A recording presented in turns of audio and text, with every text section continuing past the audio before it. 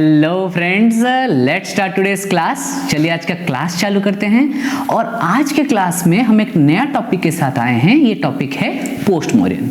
इससे पहले हम मौर्यन पीरियड के बारे में पढ़े हुए थे और अभी हम पढ़ने वाले हैं पोस्ट मौर्यन के बारे में। पोस्ट मौर्यन का आर्ट क्या रहा, आर्किटेक्चर क्या रहा, ये सब के बारे में।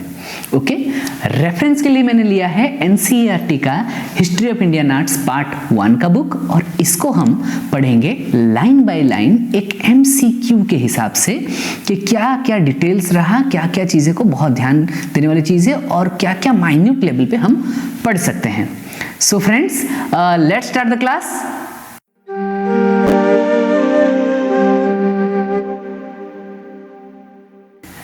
पहले सब्जेक्ट को जानते हैं टाइटल के हिसाब से। टाइटल क्या है? Post Mauryan trends in Indian art and architecture. Mauryan का जो पीरियड मेनली था, उसके बाद क्या ट्रेंड्स आए इंडियन आर्ट में एंड आर्किटेक्चर में। Okay, From the 2nd century BCE onwards, various rulers established their control over vast Mauryan period. बड़े जो मौर्यन एम्पायर था उसको कंट्रोल करने लगे। कौन कौन थे वो? The Sungas, Kanvas, Kushanas and गुप्तस।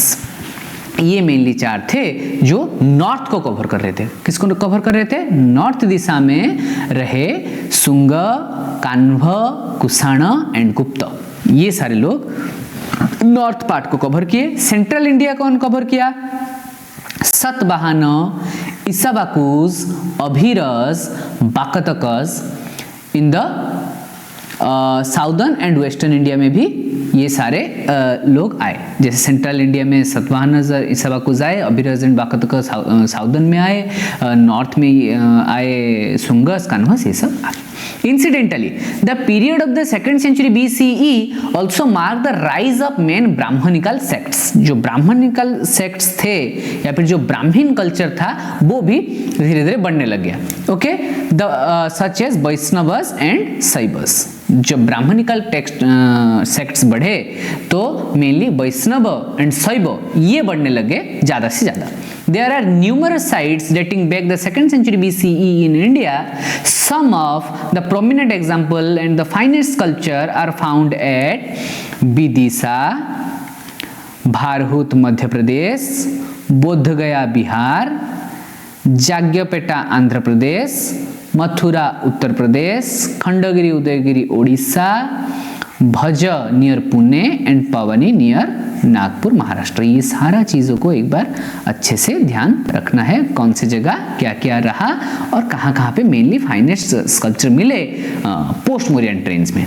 Okay, अभी धीरे धीरे आगे थोड़ा थोड़ा जाके देखते हैं। पहले क्या? भारहूत, जहाँ पे यहाँ पे यक्षिणी का इमेज किया गया है, आपको ये दिख रहा होगा, यक्षिणी का एक इमेज है। Bharhut sculptures are tall like the images. ये जैसे इमेज के हिसाब से ये जैसे टॉल स्कल्पचर दिख रहा है आपको, ऐसे ही टॉल स्कल्पचर्स रहे भारहूत में। एंड क्या हुआ? Images of the Yaksha and Yakshini in the Mauryan period. Okay, Bharhut sculpture Yaksha Yakshini Mauryan period के ऐसा हुआ, लेकिन लंबे लंबे स्कल्पचर्स हुए। Modelling of the sculpture volume is now low relief maintaining the linearity images stick to the picture plane. क्या हुआ कि पहले हम जैसे यक्षिणी देखे थे, चारों तरफ से देख पा रहे थे, लेकिन अभी लो रिलीफ हो गया।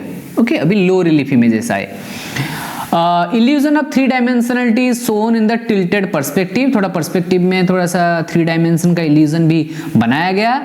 Clarity in the narrative is enhanced by selecting main event. जो मेन इवेंट्स थे उसको सामने लाके क्लैरिटी भी बहुत आया उसमें। Okay, at Bharhut narrative panels are shown with fewer characters but the time progresses apart from the main character in the story other also started appearing in the picture space. क्या हुआ? ये जो जैसे आप डिजाइन्स देख रहे हैं, इसमें पहले तो मेन कैरेक्टर्स आया और उसके बाद जो साइड कैरेक्टर्स थे उनको भी ध्यान दिया गया ये पिक्चर स्पेस के अंदर। At the time, more than one event at one geographical place is clubbed in the picture space. Only single main event is depicted in the pictorial space. कभी-कभी ये हो रहा था कि सिंगल इमेज को भी दिखाया जा रहा था।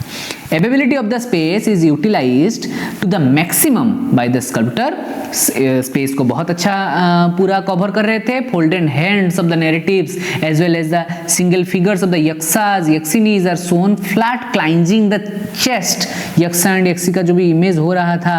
But some cases specially in the later times the hands are shown with natural projection against the chest. पहले क्या हो रहा था, जो हैंड्स थे और या फिर बॉडी था वो एक चेस्ट के ऊपर फ्लैटली क्लाइंज कर रहा था, लेकिन धीरे धीरे क्या हुआ, इसको हाथ को भी थोड़ा नेचुरल प्रोजेक्शन में दिखाया गया.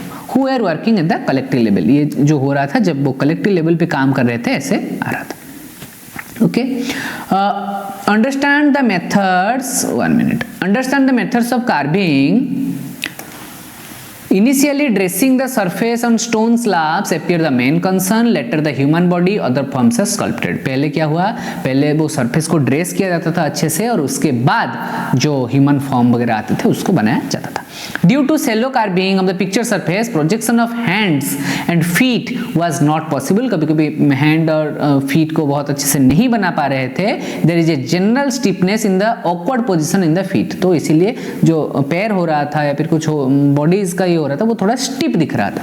There are general stiffness in the body and arms, but gradually such visual appearance are modified and making images of deep carvings, pronounced volume and very naturalistic representation of human animal bodies like the sculptures of Bharut, Bodh Gaya, Sanchi stupa 2, Jaggayyapeta are the good example. धीरे धीरे क्या हुआ, ये जो stiffness था, ये जो भी प्रॉब्लम्स थे उसको धीरे धीरे नेचुरलिस्टिक डिपिक्शन में लाया गया. Okay, narrative reliefs at Bharhut. So ये देखिए आप, ये नैरेटिव सब देख पा रहे होंगे कैसे थोड़ा सा स्टिफ दिख रहा है बॉडी, फिर धीरे धीरे कैसे उसको डेवलप किया गया है. Narrative reliefs at Bharhut so how artisans use the pictorial language very effectively communicate the stories. कैसे स्टोरीज को एक पिक्चर के माध्यम से कैसे बहुत अच्छे से दिखाई दे रहा था. जैसे in the one such narrative showing queen Maya Devi, mother of Siddharth Gautam, Buddha के जो माँ थे उनका जो ड्रीम था कि एक हाथी नीचे आ रहा है, वो कैसे दिखाया गया है. यहाँ पे आप देख पा रहे होंगे एक लेडी यहाँ पे सोई हुई है, हाथी आ रहा है, ये सारा कैसे बनाया गया जातक का story. Okay, elephant is shown on the top of heading towards the womb, उनके पेट की तरफ वो आ रहा है. On the other hand the depiction of the Jataka story is very simple, narrated by clubbing the events according to the geographical location of the story, like depiction of Ruru Jataka where the Bodhisattva deer, the bodhisattva deer is rescuing a man on his back. एक इंसान को अपने कंधे पे या पीठ पे लेके रेस्क्यू कर रहा है. The other event on the same pictures frame depict the king standing with army about to shoot an arrow. यहाँ पे एक एरो है, किंग यहाँ पे खड़े हुए हैं और आर्मी शूट करने के लिए रेडी है. मैं कुछ जगह पे थोड़ा स्पीड कर रहा हूँ बिकॉज सो दैट जहाँ पे हमें मेनली ऑन टॉपिक आना चाहिए हम वहाँ पे जल्दी से आ सकते हैं. Okay, king standing with the army and about to shoot the deer and the man who was, यहाँ पे पिक्चर को देख लीजिए, मैं फिर टॉपिक को जा रहा हूँ. who was rescued by the deer is also shown along the king. जो डियर के तरफ रेस्क्यू हुआ डियर के द्वारा, वो भी किंग के साथ दिखाई दे रहे हैं. with the king pointing the finger at the deer, king point कर रहे हैं कि इसको मार दो. According to the story, the man promised the deer after his rescue that he would not disclose his identity to anybody, but when the king makes a proclamation of reward of disclosing the identity of the deer, he turns the hostile and takes the king same jungle where had seen the deer. Story क्या था कि जब dear ने उनको बचाया था तो बोला था कि मेरा आइडेंटिटी इसको बताना मत, एंड जब किंग ने इनके ऊपर रिवार्ड रख दिया तो वो इंसान इनको बता दिया कि ये है वो. He turns the hostile. Okay, such Jataka stories became the part of stupa decoration. Interestingly, the rise in the construction of stupas in various parts of the country, religion stylistic variations also began to emerge. One man characteristic in all the male images of 1st-2nd century BCE is knotted headgear. जो headgear है या फिर जो sir पे रखे हैं वो knot किया गया है. In the many sculpture is very consistent. Some of the sculpture found at Bharuch are displayed in Indian Museum, Kolkata. Kolkata में भी ये स्कल्पचर कुछ मिलते हैं जो भारूत में बना था. Now, Sanchi. The next phase of sculptural development at Sanchi Stupa 1, Mathura and Vangi in Andhra Pradesh, जो नेक्स्ट स्टेप में जो मेनली डेवलप हुआ सांची स्तूपा 1 मथुरा में और आंध्र प्रदेश भेंगी गुंटूर डिस्ट्रिक्ट में, is a noteworthy in the stylish progression. Stupa 1 at Santi has upper as well lower प्रदक्षिण पथ. एक lower प्रदक्षिण पथ है, चारों तरफ आप घूम सकते हो, फिर अपर भी है. ओके, पथ और the circumambulatory path. It has 4 beautifully decorated torana. 4 तोरण थे, जैसे आप यहाँ पे देख पा रहे हैं 1 2 3 एंड 4. 4 तोरण हैं. इट इज 4 ब्यूटीफुली डेकोरेटेड तोरण depicting the various events of the life of Buddha. यहाँ पे कार्विंग में उनका सारा इवेंट यहाँ पे बनाया गया है. The figure composition in the high relief feeling of the entire space. Depiction of the posture gets naturalistic. यहाँ पे जो भी बन रहा था फिगर वो बहुत नेचुरलिस्टिक था. हेड से considerable projection in the picture space. और यहाँ पे और भी आप थोड़ा थोड़ा देख लीजिए. इसको बोलते हैं छतरी, इसको बोलते हैं हार्मिका, ये वाले एरिया को. ये जो एरिया है जैसे हम बोल रहे हैं ऐसे राउंड, और ये राउंड जो आप घूमने के लिए वो है प्रदक्षिण पथ. ये जो ओवल एरिया है ये है अंडा, और ये जो एरिया है इसको मेधी. ये बाहर का जो है वो है वेदिका. ये सारा चीजों को भी आप थोड़ा थोड़ा ध्यान रख लेना. छतरी क्या है, हर्मिका क्या है, प्रदक्षिण पथ क्या है, अंडा कौन सा है, मेधी कौन सा है. ओके, इसको भी थोड़ा ध्यान रख लेना. Now, the contours gets reduced and the images are given movement. Narration gets elaborated. Carving techniques appear more advanced than Behrut. धीरे धीरे एडवांस हुआ. ये आप ये एडवांस टेक्निक यहाँ पे देख सकते हैं कि कितना रियलिस्टिक हुआ बेहरूत से अलग सांची स्तूप में. Symbols continue to be used representing the Buddha, and the Sanchi Stupa 1 narratives get more elaborated. ज़्यादा elaborate किया गया सांची स्तूप 1 में जो narration को. However, the depiction of the dream episode remains very simple. उसको वैसे ही किया जाता था बार बार जो ड्रीम सीक्वेंस था, जो हाथी आने वाला. Okay, image of the queen and the elephant on the top. The historical narrative such as the siege of Kusinara. ये थोड़ा थोड़ा ध्यान रखना. Siege of Kusinara, Buddha's visit to Kapilavastu, visit of Asoka to the Ramagrama Stupa are carved considerable details. बहुत detail के साथ बनाया गया.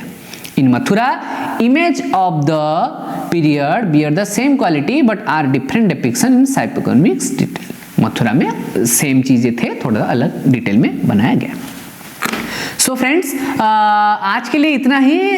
This is for today's class. अगले क्लास में हम ये पढ़ने वाले हैं मथुरा, सारनाथ एंड गांधार स्कूल में कैसे कैसे बना. आपको आज जो हम पढ़े उसमें हम बता दें कि हम पढ़े पोस्ट मौर्यन के बारे में. मौर्यन के बाद क्या हुआ, कैसे अलग अलग दिशाओं से अलग अलग लोग आके कवर करने लग गए मौर्यन एम्पायर को. देन कैसे ब्राह्मण सेक्ट्स बढ़े. देन कैसे जो चैत्य विहार हुए उसमें कैसे डिटेलिंग्स बनाया गया, कैसे बुद्धिस्ट चीज़ों को और भी डिटेल में बनाया गया लेकिन अलग तरह से बनाया गया. ये सब चीज़ें हम पढ़े, और जिसमें हम मेनली बेहरूत और सांची स्तूपा के बारे में पढ़े, और सांची स्तूपा में जो स्तूपा है उसके डिटेल के बारे में भी पढ़े.